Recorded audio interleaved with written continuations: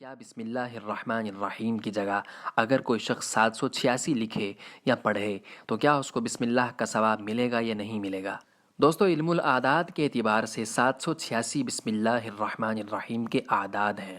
لہٰذا اگر کہیں کاغذ وغیرہ پر یہ مکمل بسم اللہ لکھنے میں بے ادبی کا اندیشہ ہو تو اس کی جگہ 786 لکھنا جائز ہے۔ رہی یہ بات کہ 786 لکھنے سے بسم اللہ الرحمن الرحیم لکھنے اور پڑھنے کا ثواب ملے گا یا نہیں، تو اس سلسلے میں یہ بات ذہن نشین کر لینی چاہیے کہ 786 نہ تو بسم اللہ الرحمن الرحیم ہے اور نہ ہی اس کے قائم مقام یا بدل ہے، بلکہ یہ کاتب کی جانب سے ایک علامت ہے کہ اس نے ابتدا میں بسم اللہ الرحمن الرحیم پڑھی ہے، لہٰذا اس تحریر کو پڑھنے والا بھی بسم اللہ الرحمن الرحیم پڑھ لے۔ بس 786 کو عین بسم اللہ سمجھنا یا اس کے قائم مقام قرار دینا بالکل درست نہیں ہے، اور نہ ہی 786 لکھنے سے بسم اللہ الرحمن الرحیم لکھنے کا ثواب ملتا ہے۔